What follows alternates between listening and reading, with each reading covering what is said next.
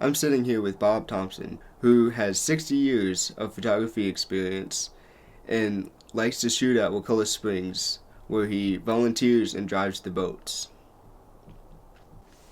What do you tend to photograph the most, and why is that?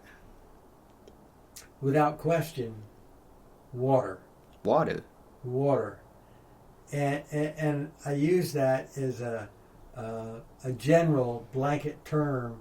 It can be, and often is, water itself, but also could be a great egret perched in the water at Wakulla Springs. I call that a water shot. What is your best wildlife story?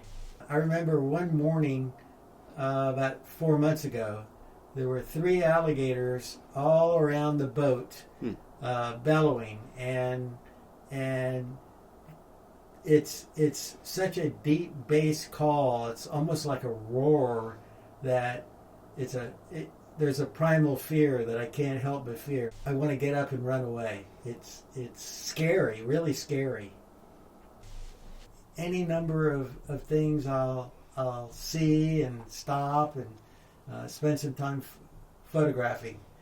And my experience is seldom do I get good pictures without taking a lot of pictures. And so I'll work a scene, make slight changes in position, up, down, right or left, back or forward. They'll make a big difference in what is in focus and what the background is. The background is often overlooked, but it can make or break a picture.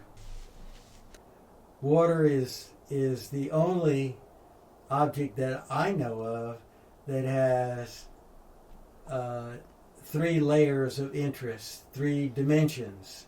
And so as I for example, look at the Wakulla River, I can oftentimes see reflections on the surface of the water of colorful leaves, of the sky, maybe clouds. So that's the first dimension of water. The second dimension is oftentimes there's shadows of tree limbs on the surface of the water. And then the third layer is if the water is shallow enough and clear enough, you can see down to the bottom. The challenge is to try to get the proper exposure for all three layers and have them in focus. So I use one of the camera's features, and that is exposure bracketing. So I take as many as 7 brackets of exposure and either manually blend them together into a single image or use HDR, high dynamic range software, to blend them together.